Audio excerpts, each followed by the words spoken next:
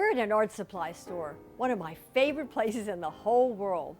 And today we're going to keep it simple, pick out some wonderful art supplies for a fabulous painting. Let's go pick out what we need. Now here we are at the brushes, and first of all we're going to talk about the watercolor brushes. We really only need 2 brushes to get started. One is a 2-inch flat that can be used for sweeping strokes, and it can be used sideways for smaller strokes.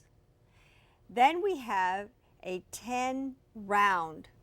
Now when you're buying a brush, it's very important that this round has a point. So we dip it in water. You can do this in the art store. Dip it in the water, and then you flip it. And you see it's come to a very nice point. So that means you can do a lot of detail work with that brush.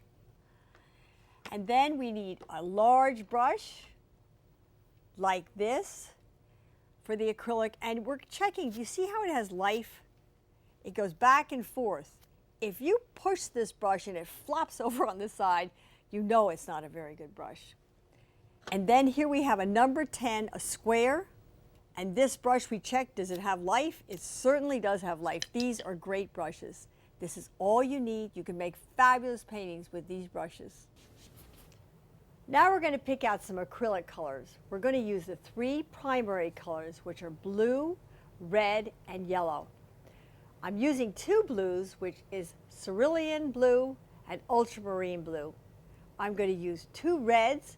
One is alizarin crimson, and the other is cadmium red medium, and 1 yellow, cadmium yellow medium, and 2 browns, burnt sienna and burnt umber, and of course we need white.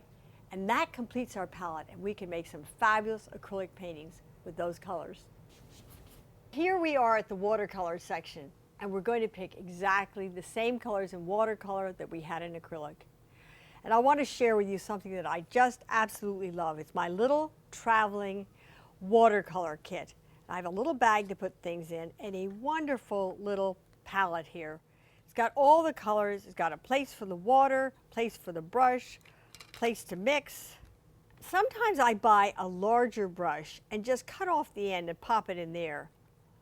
Now we're going to close it up and put it in this little kit. There it goes. That goes in there. The brush goes in there. And of course, we need paper. So I get a nice watercolor paper, and I slip that in there. Now, it's always nice to have a pencil to draw with, and I love a 6B pencil. So we're going to put the 6B pencil in there. And finally, of course, we have to have water. So we have a little water container, and we put that in there. And it's also good to have a little piece of tissue. And then we simply zip it up, and here we have a little studio to take anywhere in the world. Now we're going to talk about what do we put the paint on. So for the acrylics, I've got 3 different things you can put the paint on. You can actually put acrylic on just about any surface, wood, but we're going to talk about what we're going to put it on.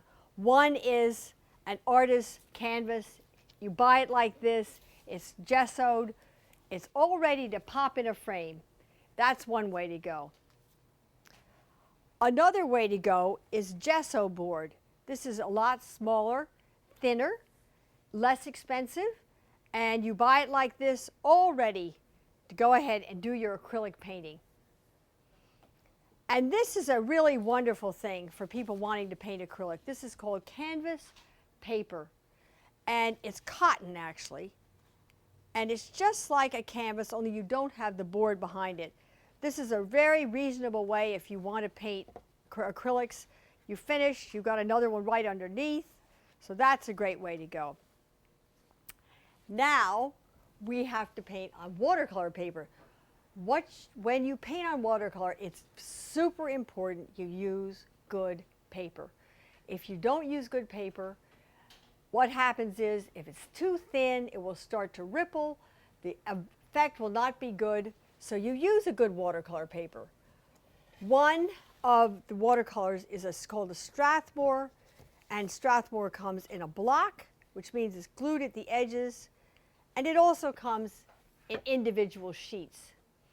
And my very favorite, my very, very favorite is Arches Watercolor. It comes in various sizes. This is a block. It's very tough watercolor. It can stand a lot of abuse if you have to rub something out. It doesn't buckle very easily too.